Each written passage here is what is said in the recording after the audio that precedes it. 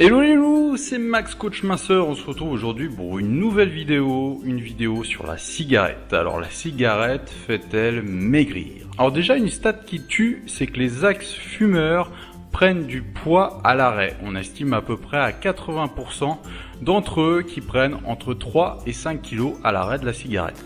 Et malheureusement pour vous les femmes, c'est vous qui prenez le plus de poids. Et si on poursuit l'étude et qu'on compare au bout de 10 ans un fumeur et un non-fumeur, il n'y a pas de réelle différence. Donc à l'arrêt de la cigarette, on prend donc un peu plus vite des kilos sur le court terme, mais à moyen et à long terme, pas d'impact sur le poids.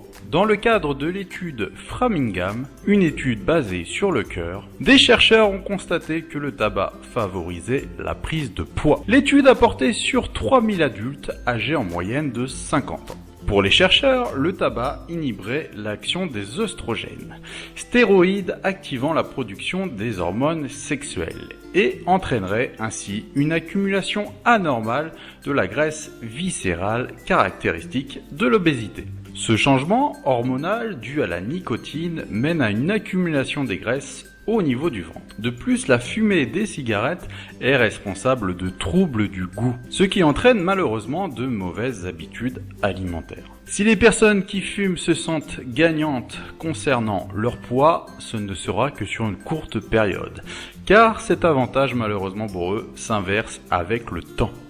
En effet, chez le fumeur de longue date, les kilos finissent par se concentrer progressivement autour du ventre. Cette graisse est particulièrement ardue à déloger et entraîne des risques supplémentaires pour la santé. La perte de poids malheureusement des premières années de tabagisme n'est qu'un leurre. L'idée répandue, selon laquelle la cigarette aide à la gestion du stress, est largement remise en cause par les différentes études et l'hypothèse scientifique actuelle favoriserait plutôt une augmentation du stress par la consommation du tabac. Donc en fait, c'est tout l'inverse.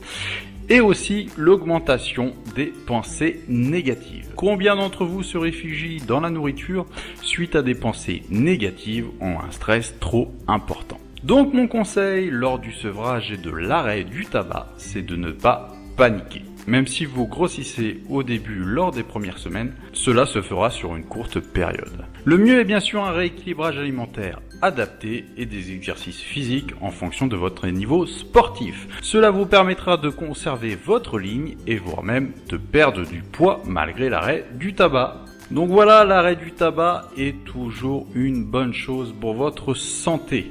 Donc dites-moi en commentaire, et vous en êtes où avec la cigarette? Est-ce que vous comptez l'arrêter? Et quel est l'effet de la cigarette sur votre prise ou votre perte de poids? Voilà, n'hésitez pas à faire un tour sur mon site, donc fatattackcoaching.info, où je vous fais un cadeau de mes 50 meilleurs conseils minceurs. Donc c'est un petit ebook PDF que je vous envoie par mail. Il suffit juste de le commander dans la rubrique cadeau. Je vous dis à bientôt pour une prochaine vidéo. C'était Max Coach Minceur. Bye.